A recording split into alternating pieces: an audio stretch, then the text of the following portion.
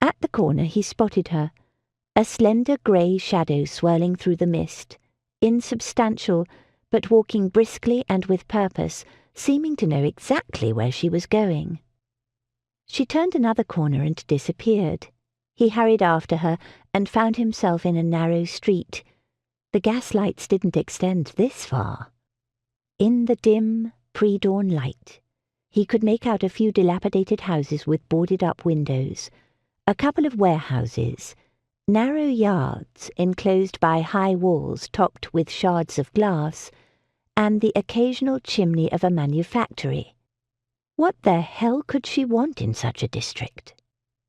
He followed quietly, burning with curiosity. But when she turned into a dark and narrow alley, he could hang back no longer. Didn't she realize the danger a lone woman could face in these parts?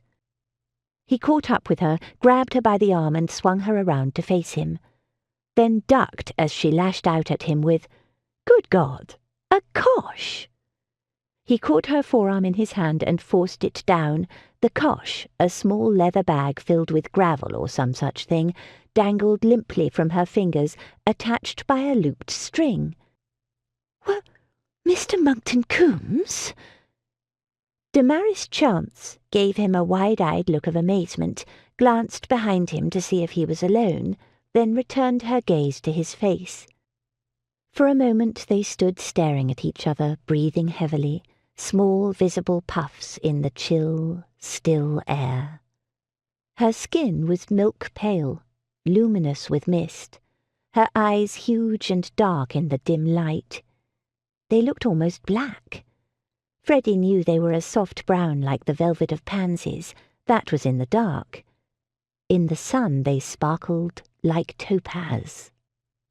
Under the drab grey cloak she wore an even drabber grey gown, like some dowdy down-at-heels governess. In some obscure way it offended him. She always dressed with elegance and style, as befitted her beauty.